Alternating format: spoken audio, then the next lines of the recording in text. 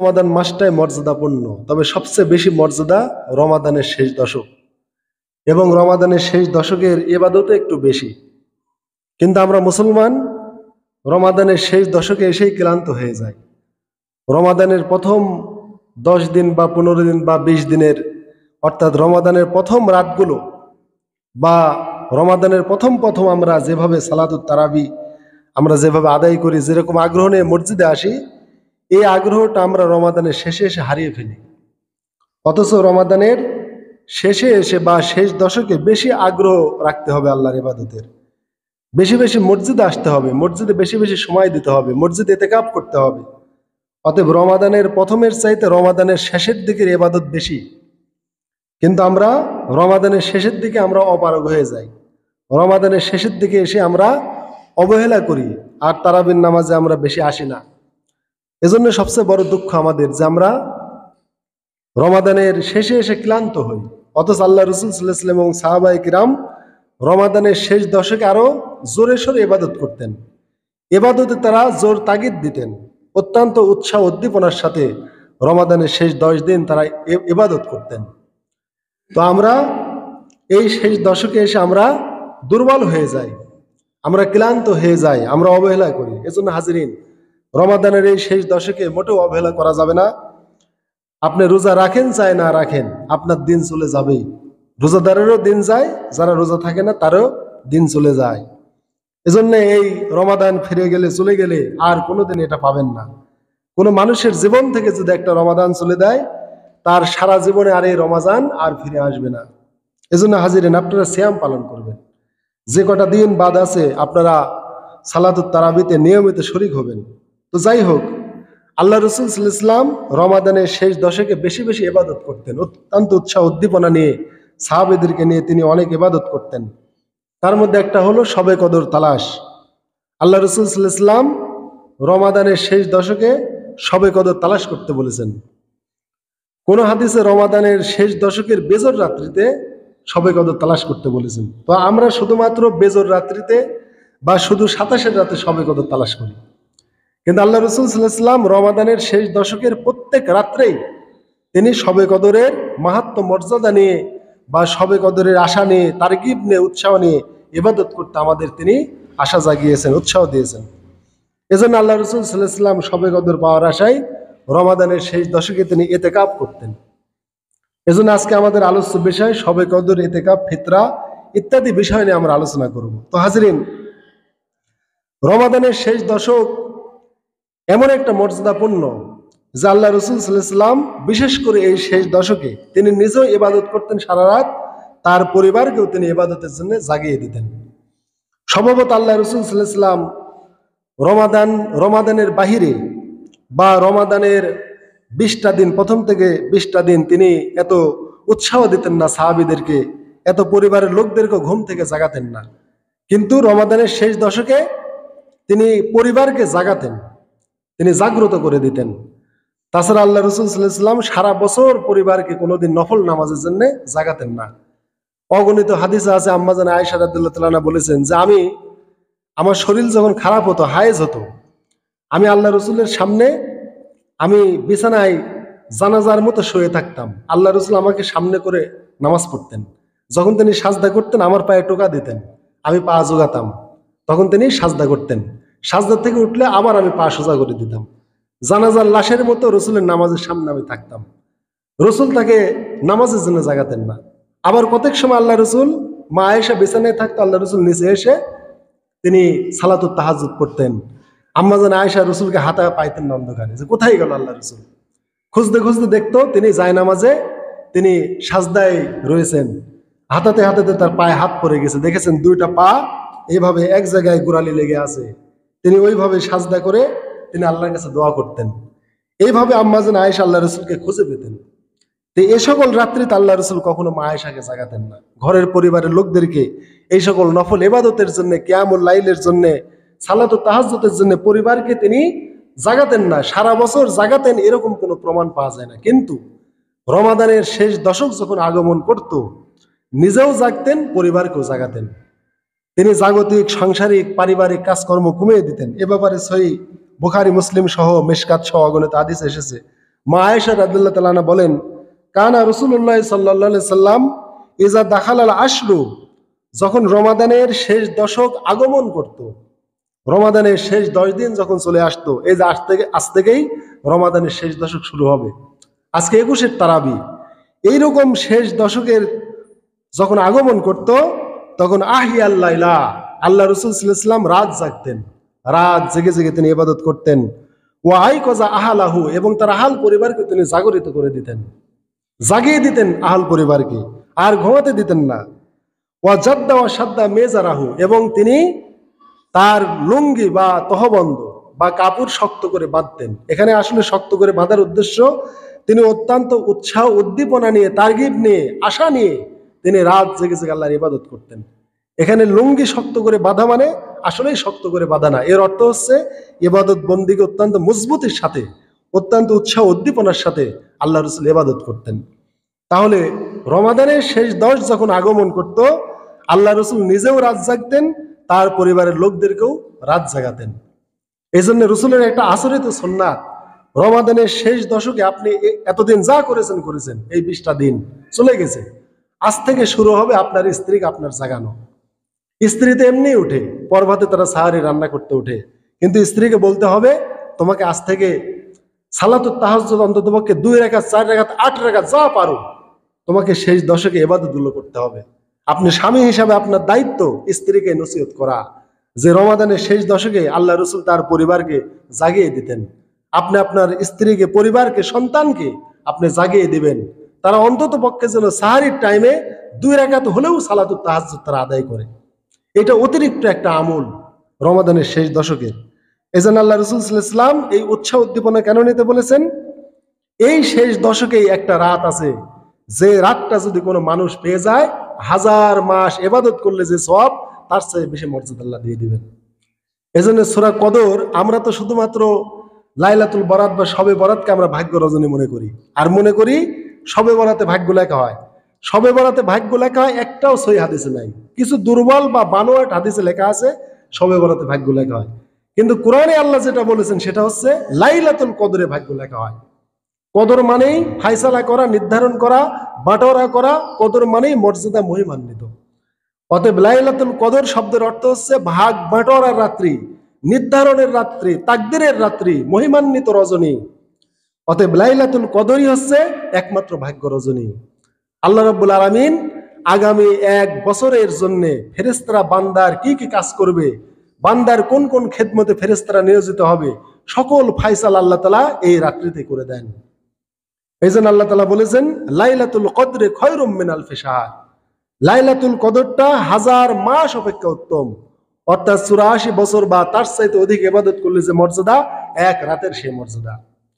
ইমাম মালিকের মুয়াত্তা সহ, মিশকাত সহ তারগিবের হাদিসে এসেছে যে আল্লাহ রাসূল সাল্লাল্লাহু আলাইহি ওয়াসাল্লাম একবার সাহাবীদেরকে বললেন যে বনি ইসরায়েলের এক আবেদের কথা, যে 1000 মাস, 1000 মাস সে সারা রাত জেগে ইবাদত করেছে, আর দিনের বেলা আল্লাহর রাস্তায় জিহাদ করেছে। এইটা শুনে সাহাবায়ে কেরাম ঘাবড়ে গেলেন যে ইয়া রাসূলুল্লাহ, 1000 মাস, তার মানে 84 বছরের অধিক বছর সে এইভাবে সারা বছর সে কি করেছে, সারা রাত জেগেছে আর দিনের বেলায় যুদ্ধ করেছে। তা আমাদের হায়াত তো 60-70 বছর, তা আমরা তাদের তো পর্যায়ে কিভাবে পৌঁছতে পারবো? এইভাবে সাহাবায়ে কেরাম একটু মনক্ষুণ্ণ হয়ে গেলেন, হীনবল হয়ে গেলেন, তারা নিজেদেরকে দুর্বল মনে করলেন।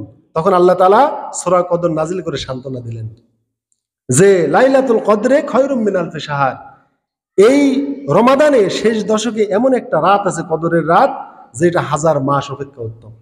কিন্তু হাজিরের দুঃখের ব্যাপার যে আমরা রমাদানের শেষ দশকে এসে আমরা তারগিব, আগ্রহ হারিয়ে ফেলি। রমাদানের প্রথম যেভাবে আমরা তারাবির সালাতে আসি, উৎসাহ উদ্দীপনা নিয়ে ইবাদত করি, যেরকম ইবাদতের আগ্রহ থাকে, শেষে এসে আমরা ক্লান্ত হয়ে যাই। অথচ শেষে এসেই বেশি আগ্রহ দেখাতে হবে। আমরা হয়ে গেছি উল্টো। আল্লাহ রাসূল এবং সাহাবায়ে কেরাম এবং আল্লাহ রাসূলের পরিবার রমাদানের শেষ দশকে তারা বেশি আগ্রহ রাখতেন। প্রথম দশক বা প্রথম 20 দিনের চাইতে শেষের 10 দিন তারা বেশি আগ্রহ নিয়ে ইবাদত করতেন। আর আমরা হয়ে গেছি উল্টো। প্রথম খুব উৎসাহ উদ্দীপনা, মাশাআল্লাহ, নতুন নতুন মুসল্লি, মসজিদ ভরে যায়, কিন্তু যখন শেষ দশক চলে আসে আর মুসল্লি খুঁজে পাওয়া যায় না। শুধুমাত্র সাক্কা সাক্কা মুসল্লি থেকে যায়, বাদ বাকিগুলো চলে যায়। কিন্তু দেখবেন এই মুসল্লিগুলো শবে বরাতে এসে ভরে গেছে, অথচ শবে বরাতে মসজিদে আসার কোনো নিয়ম বা মসজিদে আসার কোনো হাদিস নাই যে শবে বরাতে মসজিদে আসতে হবে, একত্র হতে হবে, দলবদ্ধভাবে নামাজ পড়তে হবে, বা শবে বরাতে নামাজের কোনো হাদিসই কোনো বর্ণনায় নাই। শুধু আছে শবে বরাতে বা লাইলাতুল নিসফে মিন শাবানে আল্লাহ সব মাখলুককে ক্ষমা করে দেন, মুশরিক আর হিংসুক ছাড়া সবাইকে আল্লাহ ক্ষমা করেন। তাহলে কোনো ইবাদত ছাড়াই সেই রাত্রিতে আল্লাহ ক্ষমা করেন। আর এই রাত্রিতে ইবাদতের কথা আল্লাহ রাসূল ফায়সালা করে দিয়েছেন। সহিহ বুখারী মুসলিমের হাদিস, মান কামা লাইলাতুল কদরি ঈমানান ওয়া ইহতিসাবা গুফিরা লাহু মা তাকাদ্দামা মিন যামবি আও কামা ক্বালা আলাইহিস সালাতু ওয়াস সালাম। বুখারী মুসলিমের হাদিস, যে ব্যক্তি কদরের রাত্রিতে ঈমানের সাথে, সওয়াবের নিয়তে, আগ্রহের সাথে, উৎসাহ উদ্দীপনার সাথে, আবেগ নিয়ে, তারগিব নিয়ে, উৎসাহ নিয়ে, সওয়াবের নিয়তে ইবাদত করবে, আল্লাহ তাআলা তার পিছনের গুনাহ ক্ষমা করে দিবেন। তো যাই হোক, আমলের দ্বারা সগীরা গুনাহ ক্ষমা হয়, কবিরা গুনাহ কিন্তু তওবা ছাড়া ক্ষমা হয় না। আল্লাহ বলেছেন, ইন তাসতানিবু কাবাইরা মা তুনহাউনা আনহু নুকাফির আনকুম সাইয়্যাতিকুম। আল্লাহ তাআলা তোমাদের যে কবিরা গুনাহ থেকে বিরত থাকতে বলেছেন, এই কবিরা গুনাহ থেকে যদি তোমরা বিরত থাকো, তাহলে আল্লাহ তাআলা তোমাদের ছোটখাটো গুনাহগুলি ক্ষমা করে দিবেন। তার মানে ছোট গুনাহগুলো ইবাদতের দ্বারা ক্ষমা হয়ে যায়, সে ক্ষমা চাক বা না চাক। কিন্তু কবিরা গুনাহগুলো মাফ হওয়ার জন্য, ক্ষমা হওয়ার জন্য তাওবা শর্ত, তাওবা করতে হবে। তো যাই হোক, যত ইবাদতের দ্বারা গুনাহ মাফের কথা আছে সবগুলো সগীরা গুনাহ, কবিরা গুনাহ তাওবা ছাড়া ক্ষমা হয় না। তো যাই হোক, এই জন্য রমাদানের শেষ দশকে আগ্রহ হারানো যাবে না, আগ্রহ বাড়িয়ে দিতে হবে। কিভাবে বাড়াবেন পরবর্তী বর্ণনায় আসবে। তো যাই হোক, আল্লাহ রাসূল সাল্লাল্লাহু আলাইহি ওয়াসাল্লাম এইভাবে উম্মতকে খোঁজখবরি দিলেন যে কেউ যদি লাইলাতুল কদর পেয়ে যায়, তাহলে 1000 মাস বা 84 বছর বা তার চাইতে বেশি অধিক রাত জেগে যে ইবাদত করলে মর্যাদা, সেই মর্যাদা আল্লাহ তাআলা দিয়ে দেন। এজন্য আমরা রমাদানের শেষ দশকে আমরা বেশি বেশি আমরা আগ্রহ উৎসাহ নিয়ে আমরা ইবাদত করব। হাজিরিন, আমরা মনে করি 27শে রমাদান কদর, ঠিক না? এই জন্য আমরা 27শে কদর বা 27শে রমাদান শুধু মসজিদে আসি কদরের মর্যাদা নেওয়ার জন্য। হাজিরিন, আল্লাহ রাসূল সাল্লাল্লাহু আলাইহি ওয়াসাল্লামের বুখারীর হাদিস এবং অগণিত মিশকাত হাদিসটা রয়ে গেছে। আল্লাহ রাসূলকে জানানো হয়েছিল সবে কদর কোন তারিখে, রমাদানের শেষ দশকের কোন তারিখে কদর, এটা আল্লাহ রাসূলকে জানানো হয়েছিল। সহিহ বুখারীতে উবাদা বিন সামিত এবং অন্যান্য বিভিন্ন হাদিসে হাদিসটা এসেছে, মিশকাত হাদিসটা এসেছে। আল্লাহ রাসূল তিনি আল্লাহ তাআলা তাকে জানাইছিলেন যে সবে কদর কোন রাত, এবং আল্লাহ রাসূল নিজেও বলেছেন যে ইন্নী উরিদু লাইলাতাল কদরি সুম্মা উনসিতুহা, আমাকে দেখানো হয়েছিল কদরের রাত, কিন্তু পরে আমাকে ভুলে দেওয়া হয়েছে, এটা তোমাদের জন্য কল্যাণী হয়েছে। আল্লাহ রাসূল সবে কদর আল্লাহ তাআলা জানাইছেন সন তারিখ, ওইটা বলার জন্য আসতেছিলেন। পথে দেখলেন দুইটা মুসলমান গন্ডগোল করছে, ওদের গন্ডগোল থামাতে গিয়ে তিনি ভুলে গেলেন। মানুষের মন তো, তাই আল্লাহ রাসূল বললেন যে এটা তোমাদের জন্য ভালোই হয়েছে, তাই তোমরা কি করো, রমাদানের শেষ দশকে তোমরা কদর তালাশ করো। এজন্য আল্লাহ রাসূল সাল্লাল্লাহু আলাইহি ওয়াসাল্লাম বলেছেন, ফালতামিসুহা ফিল আশর আখিরি ফিল ওয়াতরি, তোমরা রমাদানের শেষ দশকের বিশেষ করে বেজোর রাতগুলিতে, রমাদানে বেজোর রাতগুলিতে, শেষের 10 দিনের বেজোর রাতগুলিতে তোমরা কদর তালাশ করো। কোন কোন হাদিসে, সহিহ মুসলিম সহ বিভিন্ন হাদিস আল্লাহ রাসূল বলেছেন, মান কানা মুলতামিসাহা ফালিয়াল তামিসা ফিল আশরিল আওয়াখির, যে ব্যক্তি কদর তালাশ করতে চায় সেজন্য রমাদানের শেষ 10 রাত্রিতে তালাশ করে। এখানে জোর বেজোর কোনো কথা আল্লাহ রাসূল বলেন নাই। আল্লাহ রাসূল বলেছেন যে ব্যক্তি কদর তালাশ করতে চায় সেজন্য রমাদানের শেষ দশকে তালাশ করে, শেষ 10 দিন তালাশ করতে বলেছেন। কোন হাদিসে বলেছেন, এটাও বুখারী মুসলিমের হাদিস, ইলতামিসুহা ফিল আশরিল আওয়াখির, তোমরা রমাদানের শেষ 10 রাত্রিতে কদর তালাশ করো। ফাইন দাউফা আহাদুকুম, তোমাদের কেউ যদি দুর্বলতা প্রকাশ করে, দুর্বল হয়ে পড়ে যে 10 রাত তালাশ করব, 10 রাত কবে পাবো না পাবো, 10 রাত যদি কারো কষ্ট মনে হয় যে এত লম্বা 10টা রাত্রিতে কদর তালাশ করা কি সম্ভব, একটু অল্প হলে ভালো হয়। অতএব তোমাদের কেউ যদি 10 রাত কদর তালাশ করতে দুর্বল হয়ে পড়ে যে আমার পক্ষে 10 রাত কদর খোঁজা সম্ভব না, তাহলে আল্লাহ রাসূল সাল্লাল্লাহু আলাইহি ওয়াসাল্লাম বলেছেন সে যেন ফালা ইউগলাবান্না আলা সাবিল বাওয়াকি, সে যেন শেষের 7 দিন অর্থাৎ 23-এর রাত থেকে 30-এর রাত, এই শেষের বাকি 7 রাত যেন দুর্বলতা প্রকাশ না করে। তার মানে এই 10 দিনের প্রথম দিকে একটু দুর্বলতা প্রকাশ করলেও শেষের বাকি 7 রাত যেন দুর্বলতা প্রকাশ না করে। এর মধ্যে আল্লাহ কোনো না কোনো একদিন আল্লাহ তার কদর নির্ধারণ করে দিতে পারেন। এজন্য হাজিরিন, রমাদানের মানে 20 তারিখের পর থেকে বাকি 10 রাত্রিতেই কদর তালাশের জন্য আল্লাহ রাসূল গুরুত্ব দিয়েছেন। কোন হাদিসে বলেছেন বাকি 10 রাত কদর তালাশ করো, কোন হাদিসে বলেছেন 10 রাত্রিতে বেজর রাত্রিতে তোমরা কদর তালাশ করো। আল্লাহ রসুলের সাহাবায়ে কেরাম, বিভিন্ন তাবেঈগণ বিভিন্ন বর্ণনা তারা দিয়েছেন। সাহাবায়ে কেরাম থেকে কদরের বিভিন্ন বর্ণনা আছে, যেন মানুষ নির্ভরশীল না হয়ে যায়। আমরা হানাফি মাযহাবের লোক তো আবু হানিফার মতামত গ্রহণ করে আমরা বলি 27 রাত্রি শবে কদর। 27 রাত শবে কদর একজন সাহাবী বলেছেন, তারা পেয়েছেন তার জামানায়। আবার কতক সাহাবী 21 রাতের কথা বলেছেন, বিভিন্ন সাহাবী বিভিন্ন রাতের কথা বলেছেন। আবার কতক সাহাবী বলেছেন যে কদরের কোনো সন্তারিকই নাই, সারা বছরে যে কোনো টাইমে হতে পারে। বিশেষ করে হযরত আব্দুল্লাহ ইবনে মাসউদ তিনি বলেছেন, যারা সারা রাত সারা বছর যারা কিয়ামুল লাইল আদায় করবে সারা বছর, তারা অবশ্যই কদর পাবে। তার মানে সারা বছর যে কোনো এক টাইমে কদর হতে পারে। এই হাদিসটা যখন হযরত উবাই ইবনে কাবকে বলা হলো যে আব্দুল্লাহ ইবনে মাসউদ রাদিয়াল্লাহু তাআলা বলেছেন যে সারা বছরে যে কোনো টাইমে কদর হতে পারে, তিনি বললেন যে না, আব্দুল্লাহ ইবনে মাসউদ উনি জানেন যে আসলে কদর রমাদানে আছে, কিন্তু মানুষ যেন নির্ভরশীল না হয় তাই তিনি বলেছেন যে সারা বছর যে ইবাদত করবে সেই কদর পাবে। আসলে উনিও জানেন যে রমাদানেই এই বেজর রাত্রিতে বা শেষের 10-এর কোনো এক তারিখে কদর আছে, উনিও জানেন, ওই সাহাবীও জানে, কিন্তু তোমরা নির্ভরশীল হয়ে যাবে এই জন্য তিনি বলেছেন সারা বছর যে কোনো টাইমে কদর হতে পারে। তবে জেনে রাখো 27 রমাদানি কদর। তাকে বলা হলো আপনি কিভাবে জানলেন? তাহলে আব্দুল্লাহ ইবনে মাসউদ বললেন সারা বছরে যে কোনো এক টাইমে কদর, আর উবাই বিন কাব রাদিয়াল্লাহু তাআলা বললেন না 27 রমাদানি কদর। মানুষেরা বলল তাহলে আপনি বলেন যে আপনি কিভাবে জানলেন যে 27 রমাদানি কদর? তিনি বললেন আল্লাহ রসুল যেভাবে বলেছেন আমি সেভাবে বললাম। কিভাবে? আল্লাহ রসুল বলেছেন কদরের পরের দিন সকালবেলা সূর্য উদিত হবে, কিন্তু তার কোনো আলো থাকবে না, প্রক্ষিপ্ততা থাকবে না, এটা দেখে আমি বলছি। আবার কতক সাহাবী বলেছেন যে আল্লাহ রসুলের সাথে আমরা সালাত আদায় করেছি, আমরা আল্লাহ রসুল সাল্লাল্লাহু আলাইহি ওয়াসাল্লামের কপালে ললাটে আমরা 21 তারিখে আমরা কাদামাটি লেগে থাকতে দেখেছি, তার মানে 21 তারিখে কদর। ওই দিনে একটু এরকম বৃষ্টিপাত হয়েছিল কদরের রাত্রিতে, আল্লাহ রসুল সেই দিনে কাদামাটির মধ্যে সাজদা করেছিলেন, তাই তার কপালে আমরা দাগ দেখেছি। এইভাবে 21 তারিখের কথা আছে। তো হাজরিন, 21, 23, আপনার 25, 27, 29 যে কোনো বেজর রাত্রিতে একটু আগ্রহ বেশি নিয়ে ইবাদত করবেন, কিন্তু এর অর্থ এই না যে জোর রাত্রিতে করবেন না।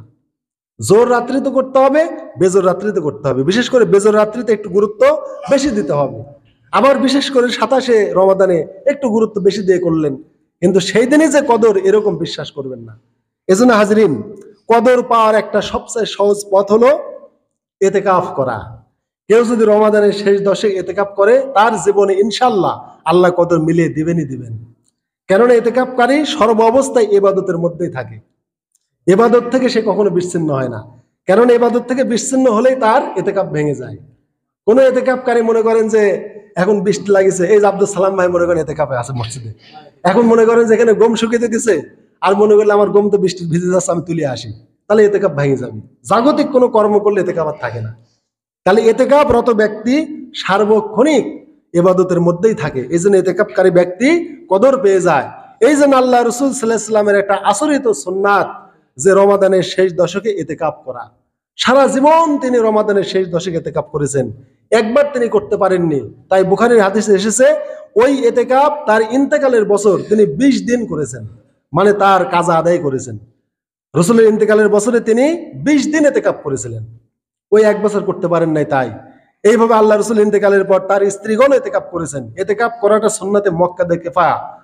এই মহল্লার মসজিদের কেউ না কেউ কোনো না কোনো ব্যক্তির ইতিকাফ করতেই হবে, না করলে সকলেই এই সুন্নাত তরকের গুনাহে তারা সকলেই ভাগী হয়ে যাবে। এজন্য হাজরিন, সময় দিচ্ছি দাঁড়ান। তাহলে ইতিকাফ এইভাবে এমন একটা জবরদস্ত ইবাদত, ইতিকাফ অবশ্যই ইতিকাফ মসজিদে অবস্থান করতে হবে। আল্লাহ রাসূল সাল্লাল্লাহু আলাইহি ওয়াসাল্লাম সবে কদরের জন্য এত লালায়িত ছিলেন, এত আকাঙ্ক্ষিত ছিলেন, এবং সাহাবীদেরকে এত আকর্ষিত করেছেন, তারগিব দিয়েছেন, যে আল্লাহ রসুলের একটা তিরমিজির হাদিস আবু যর গিফারি থেকে, যে আল্লাহ রসুল সাল্লাল্লাহু আলাইহি ওয়াসাল্লাম সবে কদর পাওয়ার জন্য তিনি কি করলেন? কমা বিনা রাসূলুল্লাহ সাল্লাল্লাহু আলাইহি ওয়াসাল্লাম লাইলাতা সালাসা ইশরিনা ফি রমাদান। আমরা একবার রমাদান মাসে আল্লাহ রসুলের সাথে 23 রমাদানে আমরা কিয়ামুল লাইল আদায় করলাম। কিসের জন্য? যেন আমরা সবে কদর পাই। তারপরে এর কিভাবে আদায় করলাম? যে সুলুসুল লাইলিল আওয়াল, রাত্রির এক তৃতীয়াংশ পর্যন্ত, মানে প্রায় রাত 10টা পর্যন্ত আমরা আল্লাহ রসুলের সাথে আমরা সালাতুত তারাবি বা কিয়ামুল লাইল আদায় করলাম। তাহলে সাহাবায়ে কেরামও আল্লাহ রসুলের সাথে তারাবি সালাত আদায় করেছেন কয় রাত? 3 রাত। এই হচ্ছে প্রথম রাত, 23-এর রাত আল্লাহ রসুল সাহাবীদের সাথে তারাবির সালাত জামাত আদায় করেছেন। আদায় করার পর কতক্ষণ? রাত 10টা পর্যন্ত বা রাত্রির প্রথম এক তৃতীয়াংশ পর্যন্ত। সুম্মা কলা, এরপরে তিনি বললেন, লা হাসাবু মা তাতলুবুনা ইল্লা ওয়ারাআকুম, তোমরা যা তালাশ করছো মানে সবে কদর, সম্ভবত এটা সামনে আছে, মানে আজকে রাত্রিতে পাওয়া গেল না। আল্লাহ রসুল স্পষ্ট বলে দিলেন, মানে 23-এর রাতে পাওয়া গেল না, তোমরা যেটা তালাশ করছো। এরপরে আবু যার গিফারি বললেন, সুম্মা কমা বিনা ফিল খামিসাল লাইলাতি খামসি ওয়া ইশরিনা ইলা নিসফিল লাইল, আমরা 25-এর রাত্রিতে রাত্রির অর্ধাংশ পর্যন্ত আল্লাহ রসুলের সাথে সালাত আদায় করলাম। সুম্মা কলা, সালাত আদায়ের পর আল্লাহ রসুল বললেন, লা আহসাবু মা তাতলুবুনা ইল্লা ওয়ারাআকুম, তোমরা যা খুঁজছো এইটা সম্ভবত সামনে আছে, পাওয়া গেল না 25-এও, 23-এও পাওয়া গেল না, 25-এও পাওয়া গেল না। তারপরে হযরত আবু যার গিফারি রাদিয়াল্লাহু তাআলা আনহু বলেন যে, সুম্মা কুমনা মা লাইলাতি সাবু আশরিনা হাত্তা আসবাহা, আমরা আল্লাহ রসুলের সাথে আমরা তারপরে 27তম রজনীতে, মানে 27শে রমাদানে আমরা আল্লাহ রসুলের সাথে একবারে শোবে সাদিক পর্যন্ত, মানে রাত্রির শেষ পর পর্যন্ত, মানে সারা রাত আমরা আল্লাহ রসুলের সাথে আমরা সালাত আদায় করলাম। এমনকি কি হলো? ওয়া দা আহলাহু ওয়া নিসাহু, আল্লাহ রসুল সেই 27-এর রজনীতে তিনি তার পরিবার পরিজনকে, তার স্ত্রীগণকে সেই রাত্রিতে তিনি ডেকে নিয়ে তিনি নামাজ পড়েছেন। তার মানে রমাদানের শেষ দশকে আল্লাহ রসুল সাল্লাল্লাহু আলাইহি ওয়াসাল্লাম পরিবারকেও তিনি জাগিয়ে দিতেন, পরিবারকেও তিনি দূরে রাখতেন না, নামাজে শরিক করতেন। এমনকি কি হলো? হাত্তা নাকু ফালা, আমরা ফালা হারিয়ে ফেলার উপক্রম হয়ে গেল, চিন্তা করলাম যে হাইরে আমরা মানে ফালা হারিয়ে ফেলবো। ফালা মানে সাহারির খানা। এইভাবে আল্লাহ রসুল সাল্লাল্লাহু আলাইহি ওয়াসাল্লাম স্ত্রীদেরকে নিয়ে 27শে রমাদানে অধিক আগ্রহ নিয়ে তিনি সালাত আদায় করেছেন। তো হাজরিন, এই হাদিস দ্বারা কি বুঝলেন? যে তারাবির সালাত বা সালাতুত তাহাজ্জুদ খালি একা একা পড়বো না, রমাদানের শেষ দশকে স্ত্রী পরিবার পরিজনকেও বাড়িতে আপনি জাগিয়ে দিবেন, জাগিয়ে দিয়ে তাদের সাথে নামাজ পড়বেন। আমরা মনে করি যে সালাতুত তারাবি 20 রাকাত, যারা 8 রাকাত পড়ে মনে করে 8-এর বেশি পড়া যায় না, আমরা যারা 20 রাকাত পড়ি মনে করি 20-এর বেশি পড়া যায় না। এই যে 3টা দিন আল্লাহ রসুল সাহাবীদেরকে নিয়ে নামাজ পড়লেন, রাকাতের কোনো সংখ্যা আছে? সময়ের সংখ্যা আছে।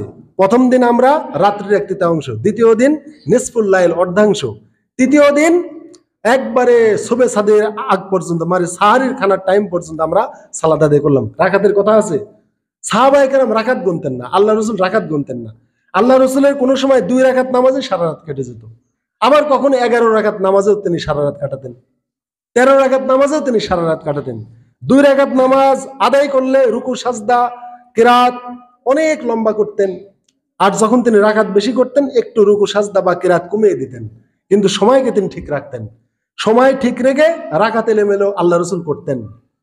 এই জন্য যারা 8 পড়বেন 20 পড়বেন, আপনি 8 পড়লেও সময় বেশি দিতে হবে। অল্প সময়ে তারা হুড়া করে তারাবি পড়ে চলে যাবেন, এরকম হবে না। এজন্য হাজরিন, আমরা মনে করি 8 রাকাতের বেশি আর তারাবি পড়া যায় না। এই জন্য আমরা রমাদানের শুধু এশার নামাজের পর 8 রাকাত বা 20 রাকাত তারাবি পড়ে চলে যাই, আর আমরা সারা রাত্রিতে নফল নামাজ পড়ি না। এই ধারণাটা ভুল। 20 রাকাতের পরেও আরো তারাবি পড়া যায়, ওইটা আপনি কিয়ামুল লাইল হিসাবে বা নফল হিসাবে পড়তে পারবেন। তবে সবচেয়ে উত্তম হলো, কয়েকটা কথা বলি, রমাদানের এই শেষ দশকে তারাবির নামাজের পর আরো নামাজ পড়া যায়, যেটা রাসূলের সাহাবীরা পড়তেন। সেটা কিভাবে? আমাদের এলাকার বা বাংলাদেশের মসজিদগুলোতে রমাদানের 21 তারিখ থেকে, মানে 20 তারিখ পার হলে শেষ দশকে কি করে, বিশেষ করে কদরের দিন বা বেজর রাত্রিতে 21, 23, 25 এরকম বেজর রাত্রিতে ইমাম তারাবির নামাজ পড়ি, মুসল্লিদেরকে বলে আপনারা 2 রাকাত বা 4 রাকাত বা 8 রাকাত কদরের নামাজ পড়েন, তাই না? তারপরে মুসল্লিরা ব্যক্তিগতভাবে কদরের নামাজ পড়ি, তারপরে ইমাম সাহেব ভিতরের নামাজ পড়া শেষ করে দেয়। এই তো আসলে এই সিস্টেমটা মানে মোটেও সুন্নাত সম্মত না। এটা একটা জায়েজ সিস্টেম বা আমাদের দেশীয় সিস্টেম। সুন্নাত কি? এই যে আমরা মনে করি যে কদরের নামাজ বলে জামাতে পড়া যায় না, আমরা যেহেতু রমাদানে তারাবির নামাজ জামাতে পড়ে ফেলেছি, এখন কদরের নামাজ একা একা পড়তে হবে, এই যে একটা ভুল ধারণা আমাদের। কিন্তু কদরের নামাজ যে জামাতে পড়া যায় এটা আমরা জানি না। এই যে 3 রাত্রিতে আল্লাহ রসুল সাল্লাল্লাহু আলাইহি ওয়াসাল্লাম সাহাবীদেরকে নিয়ে কি পাওয়ার জন্য নামাজ পড়েছিলেন? কদর পাওয়ার জন্য। এবং নামাজ আদায় করে বললেন, তোমরা যা খুঁজছো এটা সামনে আছে, পাওয়া গেল না। 21 রাতে, 23 রাতে পাওয়া গেল না, 25 রাতে পাওয়া গেল না। তাহলে আল্লাহ রসুল কি একা একা কি কদর পাওয়ার জন্য নামাজ পড়েছেন, না সাহাবীদেরকে নিয়ে পড়েছেন? আল্লাহ রসুল সাল্লাল্লাহু আলাইহি ওয়াসাল্লাম কদর তালাশ করেছেন সাহাবীদেরকে নিয়ে জামাতে। শুধু তাই না, 27 রাত্রিতে পরিবার পরিজন নিজের স্ত্রীদেরকেও তিনি নিয়ে তিনি নামাজ পড়েছেন কদর পাওয়ার জন্য। তাহলে কি বুঝলেন? কদরের নামাজ কি আল্লাহ রসুল একা একা পড়েছেন, না সাহাবীদেরকে নিয়ে পড়েছেন, পরিবার নিয়ে পড়েছেন? আল্লাহ রসুল সাহাবী প্লাস নিজের ঘরের স্ত্রীদেরকে নিয়ে, পরিবারের সদস্যদেরকে নিয়ে কদরের নামাজ তিনি জামাতে পড়েছেন। এই জন্য আল্লাহ রসুল বলেছেন, মান কামা লাইলাতুল কদরি ঈমান ওয়া ইহতিসাবা, যে ব্যক্তি কদরের রাত্রে ঈমানের সাথে, সওয়াবের সাথে, আগ্রহের সাথে, উৎসাহ উদ্দীপনা নিয়ে যে কদরের নামাজ আদায় করবে, গুফিরা লাহু মা তাকাদ্দাম মিন যামবি, আল্লাহ তাআলা তার পিছনের গুনাহ ক্ষমা করে দিবেন। বুখারী মুসলিমের হাদিস। তাহলে ইমাম সাহেবকে বলবো, ভাই সবচেয়ে ভালো যে হাফেজ ইমাম আপনারা পাইছেন, উচিত হলো এরকম হাফেজ ইমামের পিছনে আপনারা 20 রাকাত যেহেতু তারাবির সালাত পড়েন, 20 রাকাতের পর আপনি 2 পড়েন, 4 পড়েন, 6 পড়েন, 8 পড়েন, যা পড়েন আপনারা বসে একটা নির্ধারণ করে নেবেন যে আমরা আপনার পিছে আমরা আরো 4 রাকাত বা 8 রাকাত আমরা কদরের নামাজ পড়বো। ওই রাকাতগুলিতে ইমাম আরো লম্বা সূরা কিরাত নিয়ে, আগ্রহ নিয়ে আদায় করবেন, কোনো সমস্যা নাই। এটা আপনি যদি পড়তে চান তাহলে তারাবির নামাজের পর আপনি পড়তে পারেন। তবে উত্তম হলো তারাবির নামাজ পড়ার পর একটু ঘুমানো, সবচেয়ে উত্তম এবং সুন্নাত পথ। তারাবির সালাত পড়ে আপনি বাড়িতে চলে যাবেন, ঘুমাবেন। তারপরে যদি মসজিদে ইমাম থাকে, বা আপনার কোনো সন্তান যদি হাফেজ হয় বা আলেম হয়, বা তাও যদি না পান, আপনিও যদি সূরা কিরাত পড়তে পারেন, তাহলে আপনি আপনার পরিবার, বেটা বেটি, স্ত্রীদেরকে নিয়ে বাড়িতে হলেও 2, 4, 6, 8 যে কয় রাকাত পারেন আপনি জামাতে কদরের নামাজ পড়বেন। এটা হচ্ছে রসুলের আসরিত সুন্নাত। আর যদি ইমামকে রাজি করাতে পারেন, তাহলে আপনারা এই কদরের রাতগুলিতে বা এই শেষ 10 রাত আপনারা তারাবি পড়ে বাড়িতে চলে যান, কিছু ঘুমিয়ে রাত্রি 2টা 3টায় মসজিদে চলে আসেন, কোনো সমস্যা নাই। অথবা বাড়িতেই যদি আপনি পারেন, আপনি নিজে ইমাম হয়ে পরিবারের সদস্যদেরকে নিয়ে আপনি কদর পাওয়ার জন্য কদরের নামাজটা আপনি পড়েন। এটা হচ্ছে সবচাইতে খাঁটি সুন্নাত। কিন্তু আমরা মনে করি যে কদরের নামাজ জামাতে পড়া যায় না। হ্যাঁ, কোন নফল নামাজ জামাতে পড়া যায় না, একমাত্র ব্যতিক্রম রমাদানের নফল নামাজ। তাছাড়া তাহাজ্জুদের নামাজ বা অন্যান্য নফল নামাজ জামাতে পড়া যায় না। আল্লাহ রসুল কোনোদিন কোনো নফল নামাজ, কোনো তাহাজ্জুদের নামাজ সাহাবীদেরকে নিয়ে জামাতে পড়েননি। তিনি নিজেই তাহাজ্জুদের নিয়াত করেছেন। আব্দুল্লাহ ইবনে আব্বাস বা আব্দুল্লাহ ইবনে মাসউদ কোনো সাহাবী রসুলের বাম পাশে গিয়েছেন, আল্লাহ রসুল তাদেরকে ধরে আবার ডান পাশে নিয়ে গিয়েছেন, বুঝাইছেন যে ডান পাশে দাঁড়াতে হবে। এইভাবে আল্লাহ রসুল সাল্লাল্লাহু আলাইহি ওয়াসাল্লাম সাহাবীরা 2-1 তার পিছে বা সাইডে দাঁড়িয়ে নামাজ পড়েছেন, কিন্তু রসুল কাউকে ডাকেন নাই, একা একা পড়েছেন।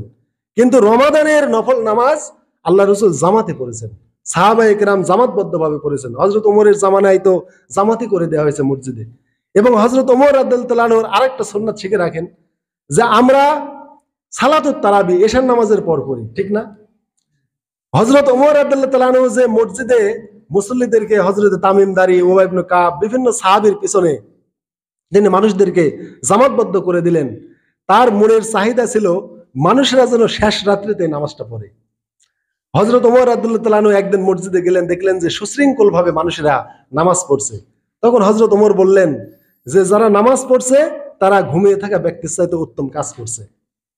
তার মানে ওই টাইমে কিছু মানুষ তারাবি বাদ দিয়ে ঘুমাতো।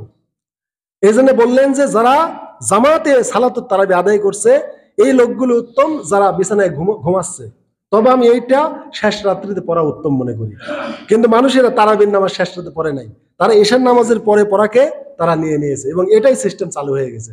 হযরত ওমর চেয়েছিলেন যেন মানুষেরা সালাতুত তারাবিটা শেষ রাত্রিতে পড়ে, কিন্তু মানুষেরা আগ রাত্রিতেই পড়ে শুয়ে পড়ে বা আগ রাত্রিতে নিয়ে এসেছে।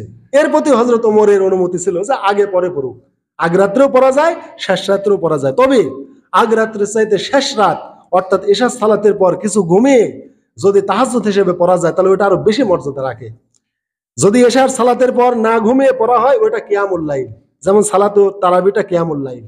আর এশার সালাতের পর কিছু ঘুমিয়ে যদি রাত জেগে যদি কিছু নামাজ পড়া হয় ওইটাকে বলা হয় সালাতুত তাহাজ্জুদ। ওই সালাতুত তাহাজ্জুদের মর্যাদা আরো বেশি। এই জন্য হাজিরিন, আপনারা তারাবির সালাত পড়ার পরে এই রমাদানের শেষ দশকে যদি ইমাম রাজি হয় তাহলে ইমামের পেছনে পড়বেন, তা নাহলে আপনার সন্তান যদি আলেম হয়, হাফেজ হয়, বা আপনিও যদি কোরআনের সূরা কেরাত জানেন, নিজের সন্তান যদি থাকে, আপনি ইমাম হন, আপনার ছেলেকে আপনার পিছনে দেন, আপনার মেয়ে, আপনার স্ত্রীকে, মাকে, সবার পিছনে দেন, দিয়ে আপনি এরকম ইমাম সহ 3 কাতার বানান। আর যদি আপনার ছেলে সন্তান না থাকে, শুধু আপনি থাকেন, আপনি জায়নামাজে দাঁড়ান আর স্ত্রী কন্যা সন্তানদেরকে পিছনে দাঁড় করিয়ে দেন, দিয়ে আপনি নিজেই ইমাম হয়ে আপনি কদরের নিয়াতে বা সালাতুল লাইল বা তাহাজ্জুদ হিসাবে কদরের রাতগুলিতে আপনি 2 পারেন, 4 পারেন, 6 পারেন, 8 পারেন, আপনি জামাতবদ্ধ হয়ে কদরের নামাজ পড়তে পারবেন। এর মর্যাদারও বেশি একা একা পড়ার চাইতে, এর মর্যাদা কি আরো বেশি। কিন্তু এইটা যে পড়া যায় জামাতে, এটা আমরা জানি না, আমরা জানি না অজ্ঞতার কারণে। কিন্তু রমাদানের সকল নফল নামাজ, রাত্রির নফল নামাজ জামাতে পড়া যায়, চাই ওইটা সালাতুত তারাবি হোক, কিয়ামুল লাইল হোক, সালাতুত তাহাজ্জুদ হোক, যে নামাজই হোক, রমাদানের সকল নফল নামাজ রাত্রিবেলায় জামাতে পড়া যায়। এটাই আল্লাহ রাসূল এবং সাহাবীদের একটা সুন্নাত। কদরের নামাজ যে একা একা পড়তে হবে এরকম না, একা একা পড়লেও হবে, কিন্তু জামাতবদ্ধ পড়লে আরো বেশি ভালো, বেশি কোরআন শোনা যায় ভালো আলেম হলে, ইমাম হলে। এজন্য আপনারা কদরের রাতগুলিতে এইভাবে আপনারা জেগে জেগে ইবাদত করার চেষ্টা করবেন। আল্লাহ তাআলা আমাদের তৌফিক দান করুন। হাজরিন, আম্মা জান আয়েশা সিদ্দিকা রাদিয়াল্লাহু তাআলা আনহা তিনি বলেছেন, ইয়া রাসূলুল্লাহ, আমি যদি কদর পাই তাহলে আমি কি করব? আল্লাহ রাসূল তাকে দোয়া শিক্ষা দিয়েছেন, সুনানে তিরমিজির হাদিস, আল্লাহুম্মা ইন্নাকা আফুবুন কারীম তুহিব্বুল আফওয়া ফাআফু আন্নী। আল্লাহ, আপনি অত্যন্ত, আপনি দানশীল, ক্ষমাশীল, আপনি ক্ষমা করতে ভালোবাসেন, আপনি আমাকে ক্ষমা করে দেন। এই দোয়াটা অবশ্যই মুখস্থ করবেন, পরিবারকে মুখস্থ করাবেন। এই দোয়াটা কদরের নামাজে লাগাবেন। কোথায়? সাজদা দিয়ে, সাজদার তাসবিহ পড়ে এই দোয়া পড়বেন। আল্লাহর কাছে দোয়া বারবার করবেন। রমাদানের শেষ দশকে ক্ষমা করে নিতে হবে। বাউদামান আদ্রাকা রমাদান ফালাম ইগফার লাহু, যে রমাদান পেল নিজের গুনাহগুলো মাফ করে নিতে পারলো না, সে ধ্বংস হয়ে গেল, বরবাদ হয়ে গেল। এই জন্যে রুকু সাজদার তাসবিহ পড়ে এই দোয়াগুলো পড়তে পারবেন। আল্লাহুম্মা ইন্নাকা আফুবুন কারীম তুহিব্বুল আফওয়া ফাআফু আন্নী। এই দোয়াটা আপনারা মুখস্থ করে নেবেন। এই খুতবার বইয়েও 305 পৃষ্ঠায় দোয়াটা আছে, আপনারা মুখস্থ করবেন। এইটা সাজদা দিয়ে, সাজদার তাসবিহ পড়ে পড়বেন। ইমামের সাথে যদি পড়েন আপনারা পড়বেন।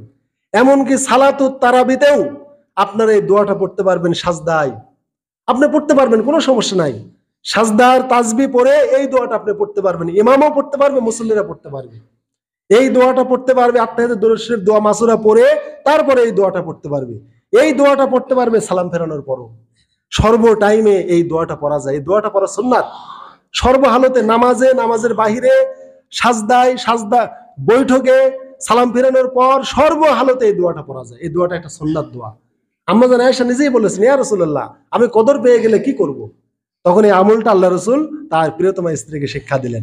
এজন্য আপনারা এই দোয়াটা পড়ে আপনারা সালাত আদায় করবেন। তো হাজরিন, যাই হোক, এই জন্য কদর পেতে হলে একটা ভালো একটা হ্যান্ডসাম আমল হলো ইতিকাফ করা, যেটা আমি পূর্বে বলেছি। কদরের মর্যাদা ইতিকাফ যে করবে সে পাবে ইনশাআল্লাহ। ইতিকাফ শব্দটি বাবে ইফতালের মাজদারি অর্থ হচ্ছে নিজেকে আবদ্ধ রাখা, নিজেকে বন্দী করে রাখা। কিভাবে? আল্লাহর ঘরে।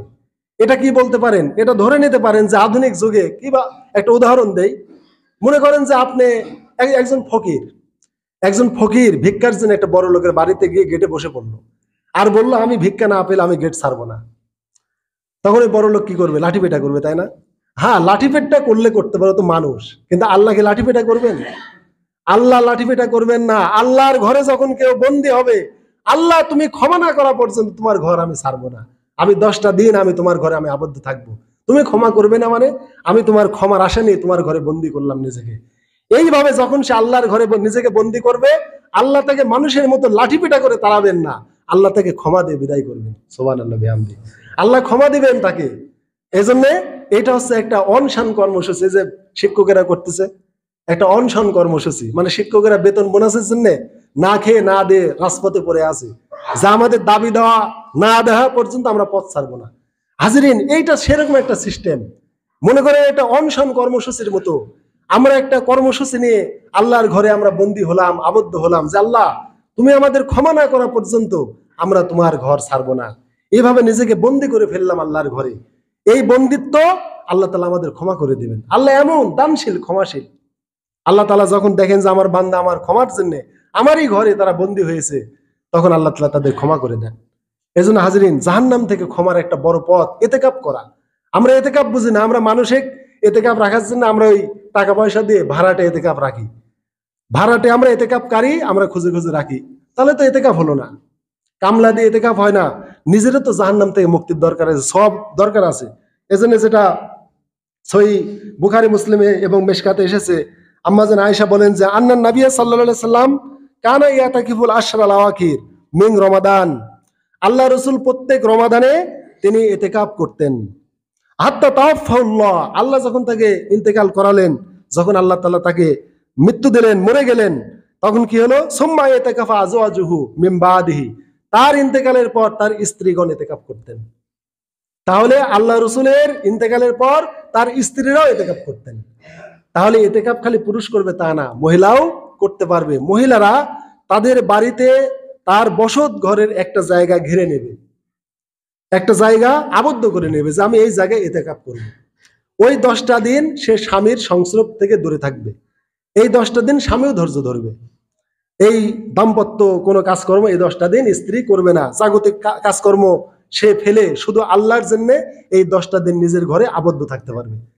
তো আল্লাহ রসুলের যুগে তার স্ত্রীগণ মসজিদে ইতিকাফ করতেন, কিন্তু আমাদের দেশে যেহেতু মসজিদে মহিলাদের আসার সিস্টেম নাই, আমরা তুলে দিয়েছি। ইসলাম তুলে নেয়, কারা তুলেছে? আমরা তুলেছি। আল্লাহ একদিন তৌফিক দিলে মহিলাদের জামাতে নামাজ, এবং এই যে হযরত ওমরের নামে যে আমরা তারাবির নামাজ পড়ি, সুলাইমান ইবনে আবি হাসমাকে নির্দেশ দিলেন তুমি মহিলাদের নিয়ে আলাদা তুমি তারাবির নামাজ পড়াও। উবাই ইবনে কাব আর তামিম দারিকে আদেশ করলেন তুমি পুরুষদের তোমরা নামাজ পড়াও, আর সুলাইমান বিন আবি হাসমাকে বললেন তুমি মহিলাদেরকে নিয়ে নামাজ পড়াও। তাহলে ওমরের শুধু পুরুষের নামাজ আমরা লিছি, কিন্তু মহিলাদের নামাজ আমরা লিনি। অথচ একই হাদিস, একই হাদিসের প্রথমাংশ উবাই ইবনে কাব তামিম দারি তুমি পুরুষদের নিয়ে ইমামতি করো, আর হে সুলাইমান বিন আবি হাসমা তুমি মহিলাদেরকে নিয়ে তুমি তারাবির সালাত জামাতে আদায় করো। এজন্য মহিলাদেরকে নিয়েও তারাবির নামাজ পড়া যায় এটা আমরা জানি না, আমরা হারিয়ে ফেলেছি। আমরা মনে করি নাজায়েজ আমাদের হানাফি মাযহাবে, কোথাও নাজায়েজ নাই। এগুলো আমাদের মুখের কথা, আমাদের পরিবেশ নেই, তাই পরিবেশ তৈরি করতে পারলে নিষেধ নেই। তো যাই হোক হাজরিন, আমরা ইতিকাফ করবো। এই জন্য ইতিকাফের মহামর্যাদা আছে, সওয়াব আছে। আল্লাহ রাসূল সাল্লাল্লাহু আলাইহি ওয়াসাল্লামের সাহাবায়ে কেরাম ইতিকাফ করতেন। বিশেষ করে আব্দুল্লাহ বিন আব্বাস রাদিয়াল্লাহু তাআলা আনহু তিনি একটা ইতিকাফের হাদিস বর্ণনা করেছেন। আল্লাহ রাসূল বলেছেন মাম মাশা ফি হাজাতি আখিহি কানা খায়রুল্লাহ মিন ইতিকাফিহি আশরা সিনিন। কোন মুসলমান যদি অপর মুসলমানের কোনো প্রয়োজন মেটাতে একটু পথ চলে, কিরকম আপনাকে একটু বুঝাই দিই। মনে করে নেন পাশে এই আব্দুল সালাম ভাই ধান শুকাচ্ছে, আকাশে ঘন মেঘ, বৃষ্টিতে ধানগুলো ভেজে যাবে। আপনি চিন্তা করলেন যে আমি একটু সারপাটটা নিয়ে বা ঝাঁটাটা নিয়ে ঝাঁট দিয়ে তার ধানটা জোগাই দিই, বৃষ্টির হাত থেকে বাঁচবে। এই যে সামান্য একটু উপকার। অথবা একটা ভ্যান একটা কাতানে পড়ে গেছে, একটা নর্দমায় পড়ে গেছে, আপনি টেনে তুলে দিলেন। অথবা একটা কানার হাতের লাঠিটা পড়ে গেছে, লাঠিটা ধরিয়ে দিলেন। অথবা একটা মানুষ মানে ঘুরতেছে একটা মানুষের বাড়ি যাওয়ার জন্য, আপনি বললেন যে না লোকটা মানে কোনো বিপদ আছে, কি খুঁজছে একটু আগে যাইতো। একটু অগ্রসর হলেন, ভাই আপনি এখানে কি খুঁজছেন, কোথায় যাবেন? বললো ভাই অমুকের বাড়ি যাবো, এই যে অমুকের বাড়ি। এই যে একটু মুসলমানের প্রয়োজনের জন্য আপনি যদি একটু পথ চলেন, আল্লাহ রসুল বলেছেন এইরকম কোন মুসলমানের উপকারের জন্য একটু পথ চলা 10 বছর ইতিকাফের চেয়ে বেশি সওয়াব। কিন্তু আমরা মুসলমানের উপকারে লাগতে চাই না, আমরা মুসলমানের কল্যাণে আমরা লাগতে চাই না। তাহলে মুসলমানের একটু প্রয়োজনে একটু পথ চলা 10 বছর ইতিকাফ করলে যে সওয়াব তার চেয়ে বেশি সওয়াব দেয়।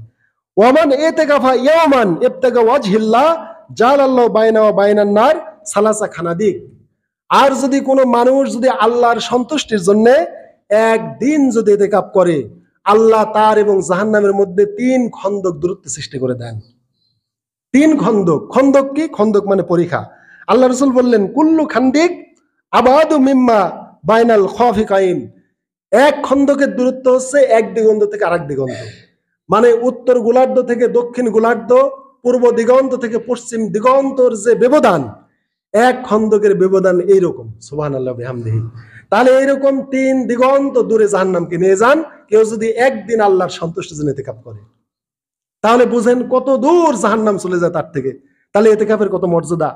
এজন্য হাজিরিন, রমাদানের এই সুন্নাত ইতিকাফ আপনারা করার চেষ্টা করবেন। অন্ততপক্ষে 2-1 জন হলেও এই মসজিদে অবস্থান করবেন এই 10টা দিন। আর যারা নফল ইতিকাফ করতে চান তারা একদিন হলেও করতে পারবেন, সমস্যা নাই। একদিন ইতিকাফ করলেও এই মর্যাদা পাবেন। কিন্তু এই শেষ 10 দিন একজন হলে এখানে থাকতে হবে। আর বাদ বাকি যারা আছেন একদিনের জন্য ইতিকাফ করতে পারবেন, সমস্যা নাই। একদিনের জন্য ইতিকাফ করলে এই হাদিসের মর্যাদাটা আপনারা পাবেন। তবে মুসলমান ভাইয়ের প্রয়োজন মেটানো কিন্তু সবচেয়ে বেশি সওয়াব। এই জন্য নফল এতেকাফের চাইতে একটা মুসলমানের প্রয়োজন মেটানো বেশি সওয়াব। এই জন্য আব্দুল্লাহ ইবনে মাসউদ আব্বাস রাদিয়াল্লাহু তাআলা আনহু একবার এতেকাফে আসেন। উনি দেখলেন যে একটা মুসলমানের প্রয়োজন, তখন উনি মসজিদ থেকে বের হয়ে চলে যাচ্ছেন। মানুষেরা বলতেছে যে আব্দুল্লাহ বিন আব্বাস, আপনি তো এতেকাফ আছেন, আপনি তো মসজিদ থেকে বের হলে আপনি এতেকাফ ভেঙে যাবে। তো বলতেছে, দেখো আমি অমুক মুসলমানের সাথে একটা প্রয়োজনে যাচ্ছি, তার সাথে আমার একটা প্রয়োজন আছে। আর আল্লাহ রসুল বলেছেন কোন মুসলমানের প্রয়োজনে একটু হেঁটে যাওয়া 10 বছর এতেকাফের চেয়ে উত্তম। তা আমি নফল এতেকাফ দিয়ে কি করব? আমার মুসলমান ভাইয়ের একটা প্রয়োজন মেটালে তার সে বেশি স্বভাব হবে। হাজিরিন, এই জন্য মুসলমানের কল্যাণে সর্বাবস্থায় নিয়োজিত থাকবেন। এই কল্যাণের মধ্যে একটা কল্যাণ হলো এই যে ফিতরা দেয়া, জাকাত দেয়া, কিন্তু আমরা এটা দিতে চাই না। একটা মানুষের প্রয়োজন মেটানো, রিজিকের সংকট মেটানো কত যে সওয়াব, এটা আপনারা বুঝতে পারতেছেন না। তো হাজিরিন, এই জন্য রমাদানের শেষ দশকে ফিতরা অবশ্যই আদায় করবেন। তাহলে আমরা কদর জানলাম, আমরা ইতিকাফ জানলাম, ফিতরাটা আমাদের অবশ্যই আদায় করতে হবে। কারণ আল্লাহ রাসূল সাল্লাল্লাহু আলাইহি ওয়াসাল্লাম ঈদগাহে যাওয়ার পূর্বে ফিতরা আদায় করতে বলেছেন। ফিতরা কেন আদায় করবেন? আল্লাহ রাসূলের সহিহ সুনান আবু দাউদ সহ বিভিন্ন হাদিসে এসেছে, বুখারীতে হাদিসটা এসেছে, ফারাদা রাসূলুল্লাহ সাল্লাল্লাহু আলাইহি ওয়াসাল্লাম যাকাতাল ফিতরি তুহরাতুল লিসাইম মিনাল লাগবি ওয়ার রাফাসি। আল্লাহ রাসূল যাকাতুল ফিতরা, আমরা বলি সদকাতুল ফিতরা, কিন্তু হাদিসে যাকাতুল ফিতরা এসেছে। ফিতরাকেও হাদিসে যাকাত বলা হয়েছে, কিন্তু আমরা জানি না। আমরা মনে করি যাকাত এক জিনিস, ফিতরা এক জিনিস, তা আমরা সদকাতুল ফিতরা বলি। তো আসলে হাদিসের নাম যাকাতুল ফিতর। আল্লাহ রাসূল ফিতরাকেও যাকাত বলেছেন। তো আমরা এই জন্য ফিতরাটাকে নরমাল মনে করি যে ফিতরা না দিলে কোনো সমস্যা নেই, কিন্তু ফিতরাও যে একটা যাকাত, রাসূল এটাকে যাকাত বলেছেন এটা আমরা জানি না। তো আল্লাহ রাসূল সাল্লাল্লাহু আলাইহি ওয়াসাল্লাম ফরজ করেছেন যাকাত আল ফিতরি, মানে যাকাতুল ফিতর ফরজ করেছেন, যেন রোজাদার রোজা রেখে যে অনর্থক কথাবার্তা হয়ে গেছে, হয় নাই? আমরা রোজা রেখে কত অনর্থক কথা বলেছি। রাসূল বলেছেন তোমরা রোজা রেখে হইচই করবে না, গন্ডগোল করবে না, চিল্লাপাল্লা করবে না। আমরা রোজা রেখে কত হইচই চিল্লাপাল্লা করেছি, করিনি? আল্লাহ রাসূল বলেছেন এরকম মিনাল লাগবি ওয়ার রাফাস, নিরর্থক কথাবার্তা, অশ্লীল কথাবার্তা রোজা রেখে যাই হয়েছে, এই ফিতরা দিলে ওইগুলো ক্ষমা হয়ে যাবে। সুবহানাল্লাহ বিহামদি। আর কি হবে? ওয়াতুমাতুল লিল মাসাকিন, আর মিসকিনদের একটা খাদ্যের ব্যবস্থা হবে। তাহলে ফিতরার উদ্দেশ্য কয়টা? দুটো। একটা হচ্ছে রোজাদারের রোজার যাই কিছু ভুল ত্রুটি হয়েছে, এটা নামাজে সাহু সিজদার মতো। নামাজে ভুল হলে সাহু সিজদা দিলে কি হয়? নামাজের সব ঠিক হয়ে যায়। তাহলে এই সাদগাতুল ফিতরটা হচ্ছে রোজার সাহু সিজদা মনে করেন। নামাজের সাহু সিজদার মতোই সাদগাতুল ফিতরটা রোজার সাহু বা ভুল ত্রুটি এটা পরিপূরণ করে দেয়, পূর্ণ করে দেয়, ভুল ত্রুটি সেরে দেয়। এই জন্য আল্লাহ রাসূল বললেন। আর দ্বিতীয়ত মিসকিনদের খাদ্য দানের ব্যবস্থা হয়। তাই মান আদ্দাহা কবলা সালাতা ফাহিয়া যাকাতান মাকবুলাতান, কেউ যদি সালাতে ঈদগাহে যাওয়ার আগে যদি পরিশোধ করে, তাহলে এটা একটা মানে মকবুল যাকাত হিসেবে গৃহীত হবে। আল্লাহ রাসূল বলেছেন যাকাতান মাকবুলাতান, মকবুল যাকাত, মানে কবুল হয়ে যাবে এই দানটা। আর ওমান আদ্দাহা বাদাস সালাহ ফাহিয়া সাদাকাতুম মিনাস সাদাকা, আর কেউ যদি ঈদুল ফিতরের নামাজের পর আদায় করে, তাহলে একটা নরমাল দান হবে। কি দান? নরমাল দান। তাহলে দানকে নরমাল নিতে চান না মাকবুল দান চান? মাকবুল দান যদি চান, তাহলে ঈদুল ফিতরে যাওয়ার আগেই, ঈদগাহে যাওয়ার আগেই পরিশোধ করতে হবে। আর যদি কোন যে না কোন রকম দান হলেই হয়ে গেল, তাহলে পরে দিলে হবে। তো যাই হোক, আগে দেন পরে দেন হবে, আগে দেয়া উত্তম। এই জন্য হাজরিন, আমাদের হানাফি মাযহাবে ফিতরা দেওয়া ওয়াজিব, আর অন্যান্য মাযহাবে ফরজ। যেহেতু আল্লাহ রাসূল ফারাদা রাসূলুল্লাহ সাল্লাল্লাহু আলাইহি ওয়াসাল্লাম, আল্লাহ রাসূল ফরজ করেছেন, ফরজ শব্দে হাদিস আইছে। এজন্য ইমাম শাফি এবং অন্যান্য মাযহাবের ইমামের মতে ফিতরা দেওয়া ফরজ, আর আমাদের হানাফি মাযহাবে ওয়াজিব। কিন্তু ফরজ তরককারীও কবিরা গুনাহ, ওয়াজিব তরককারীও কবিরা গুনাহ। ফিতরা না দিলে কিন্তু আপনি গুনাহগার হবেন। এমন না যে ওয়াজিব বলেছেন আবু হানিফা, তাই না দিলে মনে হয় অল্প গুনাহ হবে বা গুনাহটা ছোট, তা না। আপনি ওয়াজিব তরকেরও যে গুনাহ হবে, ফরজ তরকেরও সেই গুনাহই হবে। গুনার দিক দিয়ে কিন্তু সমান। অতএব মাসলায় যদিও ওয়াজিব আর ফরজ, কিন্তু গুনার দিক দিয়ে একই সমান। এজন্য হাজরিন, যাকাতুল ফিতর অবশ্যই আদায় করবেন। আমাদের সমাজে ফিতরা নিয়ে মেলা মত পার্থক্য আছে। অনেকেই বলে ফিতরা খাদ্যশস্য দিয়ে দিতে হবে, আবার অনেকেই বলে টাকা পয়সা দিতে হবে, আবার অনেকেই বলে না খাদ্যশস্য টাকা পয়সা সবকিছু দিয়ে দিলেই হবে। তবে আমরা বলবো আপনি খাদ্যশস্য দিয়ে দেন আর অর্থ দিয়ে দেন, দুটোতেই ফিতরা আদায় হয়ে যাবে, অনাদায় হবে এরকম না। মূলত এটা বহন করে বা পরিচয় বহন করে বা এর ইফেক্ট নির্ভর করবে মানে দরিদ্রের চাহিদার উপরে। দরিদ্রের প্রয়োজনটা কি? তাদের খাদ্যের প্রয়োজন, অর্থের প্রয়োজন। এটা আগে দেখতে হবে। যদি দেখেন যে কোনো দরিদ্রের খাদ্যের প্রয়োজন, ওর বাড়িতে কোনো খাদ্যখানা নাই, টাকা পয়সা দিলে ও ফ্ল্যাশ খেলে তাস খেলে নষ্ট করতে পারে, এরকম লোক যদি পান ওকে খাদ্যই দিবেন, ওকে খাদ্য দেওয়া উত্তম। আর এমন লোক পেয়ে গেলেন, দেখলেন যে না ওর বাড়িতে খাদ্যখানা আছে, ওর আসলে একটা রোগ হয়েছে, ওর একটু চিকিৎসার প্রয়োজন, ওকে আপনি টাকা দিলেন। এই জন্য আমরা বলবো দুইটার মধ্যে কম্প্রোমাইজ, আমরা বাড়াবাড়ি করব না। আমরা বলবো না যে খাদ্য দিয়ে দিতে হবে, বলবো না যে অর্থ দিয়ে দিতে হবে। আমরা দেখব দরিদ্রের প্রয়োজন, যার খাদ্যের প্রয়োজন খাদ্য দেব, যার অর্থের প্রয়োজন অর্থ দেব। এটা ব্যালেন্স বা নির্ভর করবে, এটা হচ্ছে দরিদ্রের চাহিদার উপরে, যাকে দিবেন ওই গ্রাহকের চাহিদার উপরে নির্ভর করবে। এই নির্ভর করে আপনারা দান করবেন, মানে ঝোপ বুঝে কোপ মারা, সুযোগ বুঝে আপনারা কাজ করবেন। তো যাই হোক, এই জন্য সমাজে যারা ফ্ল্যাশ খেলে, তাস খেলে, জোয়া খেলে এইসব লোকদেরকে টাকা দিলে নিশ্চিত জোয়াই খেলবে। ও ফেতরার টাকা যোগাযোগা ও ফ্ল্যাশ খেলতে চলে যাবে। এই লোকদেরকে কখনো টাকা দিয়েন না, তাহলে আপনি ওর পাপ কাজে সহযোগিতা করলেন। এই জন্য আমি মনে করি যে আমি এই দুইটার মধ্যে ব্যাখ্যা আপনাদের বুঝিয়ে দিলাম, আপনারা যেটা সুবিধায় করবেন। আর যেটা আমরা সবচেয়ে অন্যায় করি সেটা হচ্ছে ফেতরাটা আমরা দরিদ্রকে কম দেওয়ার চেষ্টা করি। আমরা হাদিস বুঝি না, আমরা মনে করি আমরা হানাফি মাযহাবের লোক, এই জন্য হানাফি মাযহাবের লোক ফাঁকি দেয় বেশি, অথচ আবু হানিফা সবচেয়ে গরিবকে বেশি উপকার করতেন। আমরা আবু হানিফার মাযহাব মানি, কিন্তু তার মানে বক্তব্য বুঝিনি আমরা। আবু হানিফার মাযহাব দুটো বুঝে রাখেন, একটা হচ্ছে তার মতামত, আর একটা হচ্ছে তার উপদেশ। একটা কি তার মতামত, আর একটা তার উপদেশ। এখন মনে করেন যেমন আবু হানিফা রাহিমাহুল্লাহ বলেছেন স্ত্রী তার স্বামীকে জাকাত দিতে পারবে না। কি বললাম? স্ত্রী তার স্বামীকে জাকাত দিতে পারবে না, এটা আবু হানিফার মতামত। কেননা স্ত্রী তার স্বামীকে যদি ফিতরা দেয় বা জাকাত দেয়, তাহলে স্বামী ওই স্ত্রীর শাড়ি কিনবি, কসমেটিক কিনবি, মানে স্ত্রীর প্রয়োজনে ব্যয় করবি, তাহলে তো এটা ফায়দা হলো না। এই দৃষ্টিকোণ থেকে কিয়াস করে বা যুক্তি দিয়ে আবু হানিফা বলেছেন স্ত্রী স্বামীকে ফিতরা দিতে পারবে না, জাকাত দিতে পারবে না। আল্লাহ রসুলের হাদিসে আছে স্ত্রী স্বামীকে জাকাত দিতে পারবে, ফিতরা দিতে পারবে। এখন কোন দিকে যাবেন? আবু হানিফার মতামতটা যুক্তিগত, তাহলে আবু হানিফার মতামত স্ত্রী স্বামীকে ফিতরা জাকাত দিতে পারবে না, এটা হচ্ছে আবু হানিফার মতামত। আর তার নসিহত হলো যে ইজা সওয়াল হাদিস পাওয়া মাযহাবি, আমার মতের বিপক্ষে যখন সহিহ হাদিস পাওয়া যাবে আমার মতামতটা দূরে ফেলে দিও, বাদ দিও, দিয়ে ওই হাদিসের প্রতি আমল করো, ওটাই আমার মাযহাব। তাহলে এটা ইমামের নসিহত। তাহলে একটা মতামত, একটা নসিহত। কতক সময় মতামতের প্রতি আমল করতে হয়, কতক সময় নসিহতের প্রতি আমল করতে হয়। দুটাই মূলত মাযহাব মানা, মতামতটা মানাও মাযহাব মানা, নসিহতটা মানাও মাযহাব মানা। কিন্তু আমরা এই অনুসারীরা আমরা প্রচন্ড গোরামি করি, আমরা শুধু আবু হানিফার মতামতটা নেই কিন্তু নসিহতটা নেই না, কিন্তু নসিহতটাও যে তার মাযহাব এটা আমরা বুঝি না। এই জন্য আবু হানিফা যদিও বলেছেন যে স্ত্রী স্বামীকে জাকাত দিতে পারবে না, কিন্তু পারবে, হাদিস আছে দিতে পারবে। অনেক পরবর্তী হানাফি ওলামায়ে কেরাম বলেছেন দিতে পারবে। তো যাই হোক, আমি যেটা বোঝাচ্ছি সেটা হচ্ছে কি, হাদিস শরীফে দুই ভাবে ফিতরা দেওয়ার কথা আছে। একটা হচ্ছে সা, এক সা। আল্লাহ রসুল বলেছেন সম মিং তামার, আও সম মিং সাইর, আও সম মিং জাবিব, সম মিন আকিদ। এইভাবে আল্লাহ রসুল বলেছেন খাদ্যশস্য একসা, অথবা খেজুর একসা, অথবা কিসমিস একসা, অথবা পনির একসা, এরকম একসা খাদ্য দিয়ে তোমরা ফিতরা দিবে। তাহলে আল্লাহ রসুলের সাহাবায়ে কেরাম কোনো সময় একসা দিতেন। আবার কোন হাদিসে আছে আল্লাহ রসুলের শালিকা আসমা বিনতে আবি বকর রাদিয়াল্লাহু তাআলা আনহু, উনি বলেছেন যে কুন্না নুআদ্দি যাকাতাল ফিতরি আলা আহাদি রাসূলুল্লাহ সাল্লাল্লাহু আলাইহি ওয়াসাল্লাম মুদ্দানি মিন কামহিন, আমরা আল্লাহ রসুলের যুগে 2 মুদ গম দিয়েও ফিতরা দিতাম। তাহলে হাদিসে পাওয়া যাচ্ছে সা আর মুদ, কি পাওয়া গেল? সা আর মুদ। এখন এই সা আর মুদ এই দুইটা জিনিস হাদিসে পাওয়া যায়, তৃতীয় কোনো জিনিস পাওয়া যায় না। এখন আমরা সাও বুঝি না, মুদও বুঝি না। বুঝি কি? বুঝি না। একটু ভালো করে কান লাগান, সা কাকে বলে আর মুদ কাকে বলে।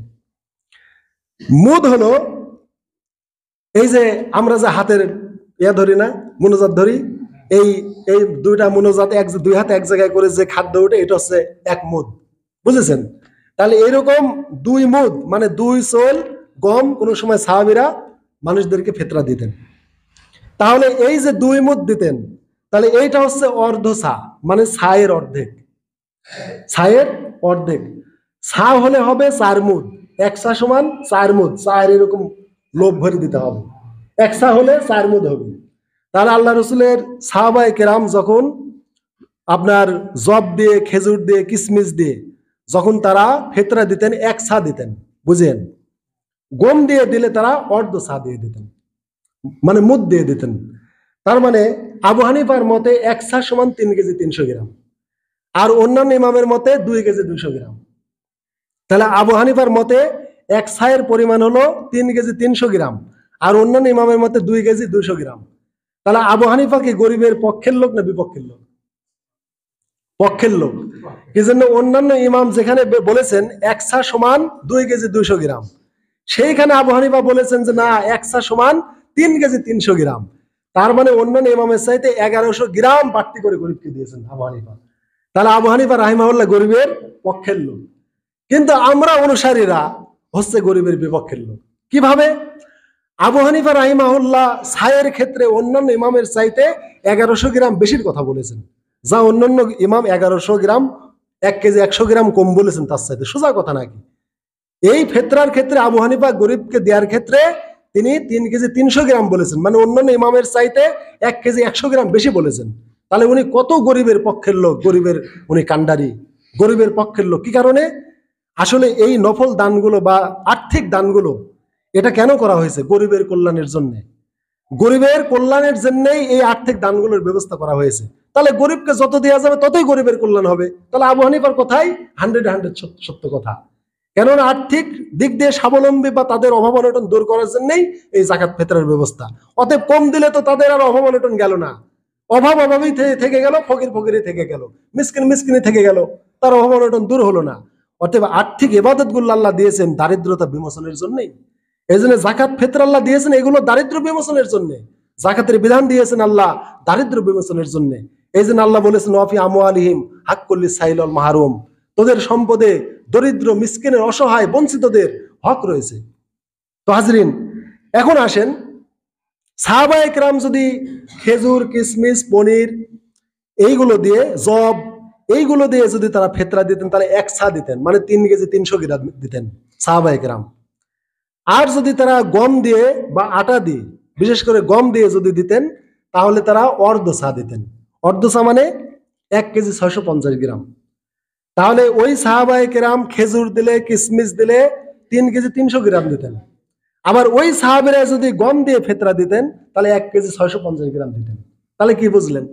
তাহলে সাহাবায়ে কেরাম ফাঁকি পাচ্ছিল, নাউজুবিল্লাহ। আসলে বুঝতে হবে, 3 কেজি 300 গ্রাম খেজুর, 3 কেজি 300 গ্রাম কিশমিশ, 3 কেজি 300 গ্রাম জব একটা গরিবকে দিলে যে উপকার হয়েছে, 1 কেজি 650 গ্রাম দিলে সেই উপকারী হয়েছে, বরং তার চেয়ে বেশি খুশি হয়েছে।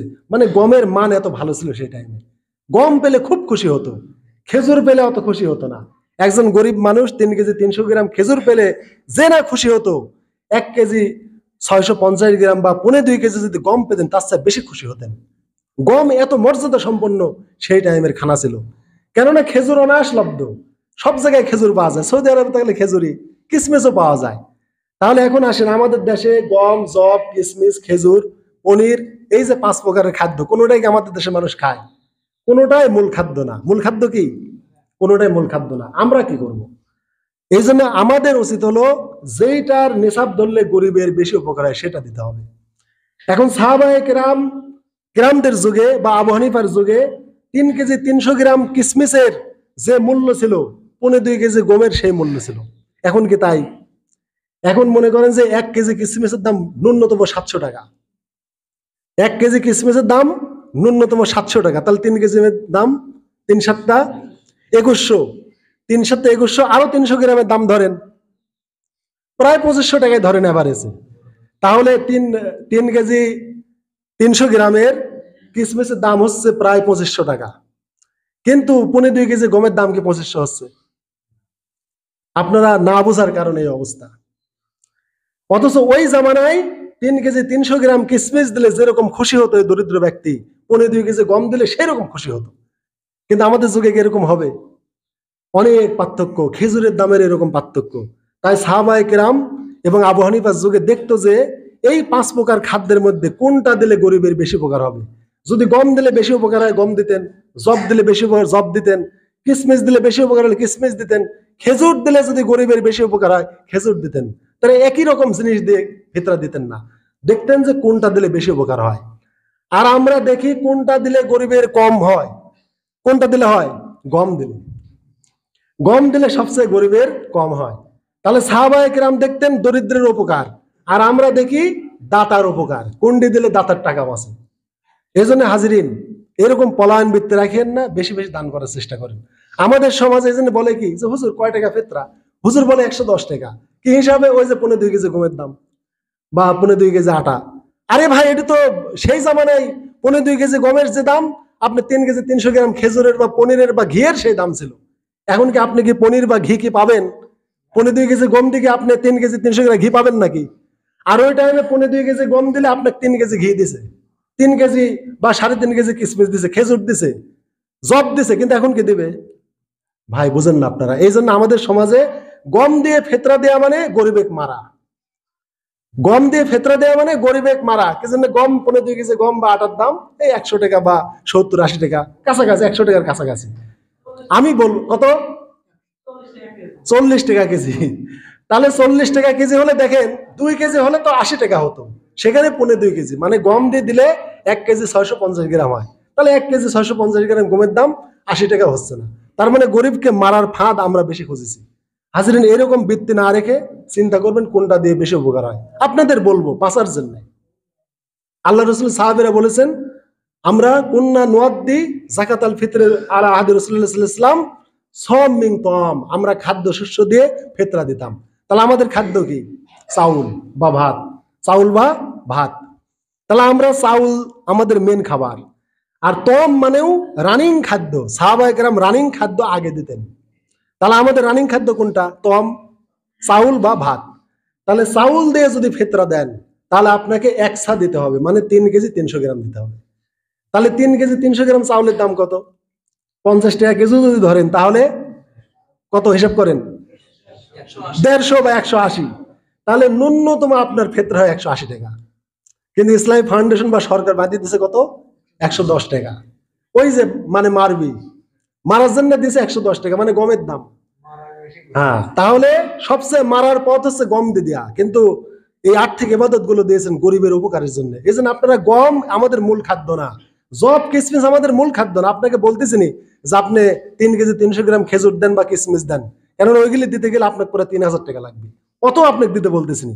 আমাদের যে রানিং খাদ্য চাউল, এই চাউল 3 কেজি 300 গ্রাম আপনি একটা মিসকিনকে দেন বা গরিবকে দেন, বা এর মূল্য 180 টাকা বা প্রায় 200 টাকা আপনি ফিতরা দিয়ে দেন, তাও গম দেওয়ার চাইতে গরিবের বেশি উপকার হলো না?